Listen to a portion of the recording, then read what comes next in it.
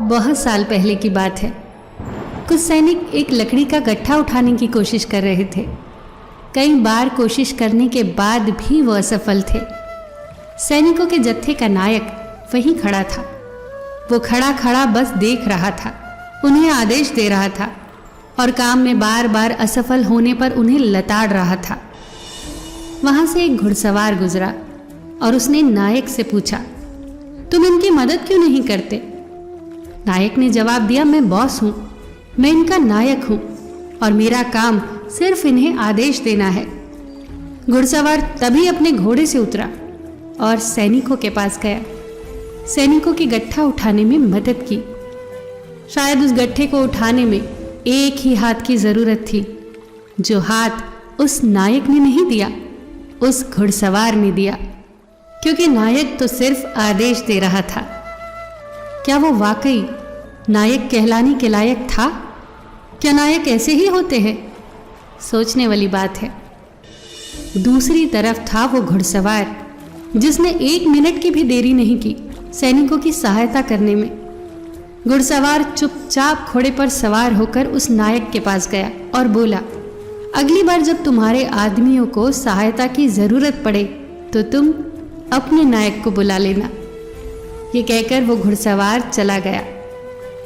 जानते हैं वो नायकों का नायक, वो घुड़सवार कौन था?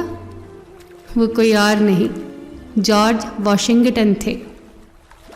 आपका पद ये तय नहीं करता कि आप कितने महान हैं, आपके काम तय करते हैं कि आप कितने महान हैं। चालाकियां सीखना बहुत आसान है, पर आप उन चालाकियों से अपने व्यक्तित्व में कुछ ऐड नहीं कर सकते, कुछ जोड़ नहीं सकते।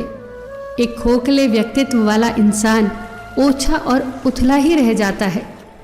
इंसान के व्यक्तित्व में वजन होना चाहिए, उदार होना, दयालु होना, शिष्टाचारी होना, विनम्र होना, ईमानदार होना। ये हैं असली जीवन मूल्य जो व्यक्तित्व में वजन पैदा करते हैं। अपने व्यक्तित्व पर काम करिए, फिर आपकी चमक को दुनिया में बिखरने से कोई रोक नहीं सकता। फिर आपके लिए बजी तालियों की गूंज दूर तक सुनाई देगी। आजकल सिर्फ यही सुनने को मिलता है, सिर्फ अपने बारे में सोचो, सेल्फिश बनो तभी सफल हो पाओगे, बुरे बनो तभी सफलता मिलेगी। हो सकता है ऐसा करने से सफल हो भी जाओ, पैसे भी कमा लो, पर अंदरूनी खुशी मिली या नहीं ये ज़रूर बताना। आत्मसंतुष्टि मिली या नहीं ये ज़रूर बताना। शांति मिली या नहीं ये ज़रूर बताना। एक दिन एक 10 साल का बच्चा एक आइसक्रीम की दुकान पर गया। वो कुर्सी पर बैठा और वेटर को बुलाकर पूछा, एक कोन आइसक्रीम कितने की है? वेटर ने कहा 25 रुपए की। बच्चे ने अपनी जेब से सिक्के निकाले और गिनने लगा। सिक्के गिनने के बाद उसने फिर वेटर से पूछा, एक कप आइसक्रीम कितने की है? वेटर भी जल्दी में था, उसके पास बहुत ग्राहक थे और बच्चा उसे उलझाए हुए था। वेटर ने झल्लाकर कहा, कप में आइसक्रीम 20 रुपए की है। बच्चे ने कहा, फिर वही ले आओ। बच्चे ने बड़े मज़े से आइसक्रीम खाई और वो चला गया। जब वेटर बच्चे की प्लेट उठाने आया तो उसने प्लेट में 5 रुपए पड़े देखे, टिप के रूप में उस वेटर के लिए। वेटर की आंखों में आंसू आ गए, क्योंकि बच्चे के पास 25 रुपए थे। वो अपनी मनपसंद कोन वाली आइसक्रीम खा सकता था, पर बच्चे ने अपनी खुशी में उस वेटर को भी शामिल करने की सोची। क्या आज के बाद वो वेटर इस घटना को भूल पाएगा? उस बच्चे की संवेदनशीलता ने कितना बड़ा पाठ उस वेटर को सिखाया। वो जिंदगी भर इसे याद रखेगा। जिंदगी भर वो बच्चे की भलाई की कामना करेगा। जब भी उस बच्चे को याद करेगा उसे आशीर्वाद देगा। तो बच्चे ने यहाँ क्या कमाया? अनमोल चीजें कमाई।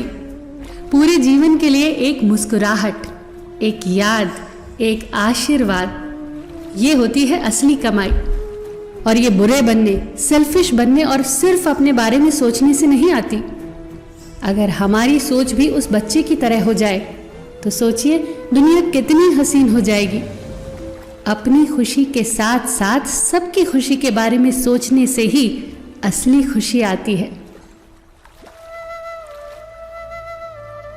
एक आदमी को मरने के बाद पूछा गया कि स्वर्ग जाना चाहोगे या नर्क।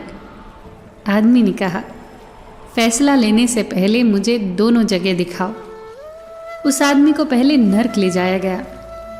नर्क में एक बहुत बड़ा मेज़ था और मेज़ पर तरह तरह के पकवान, एक से बढ़कर एक लजीज।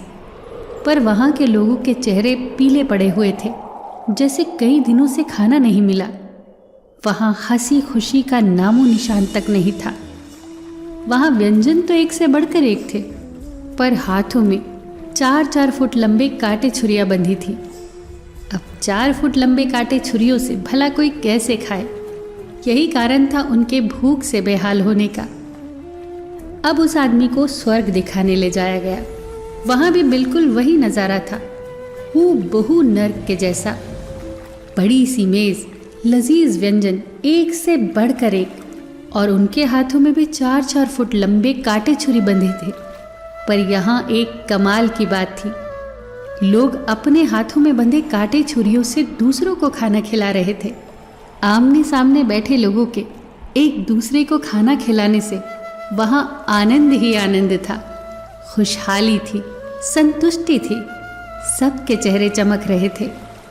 बस यही बात इस संसार पर भी लागू होती है, हमारे जीवन पर भी लागू होती है।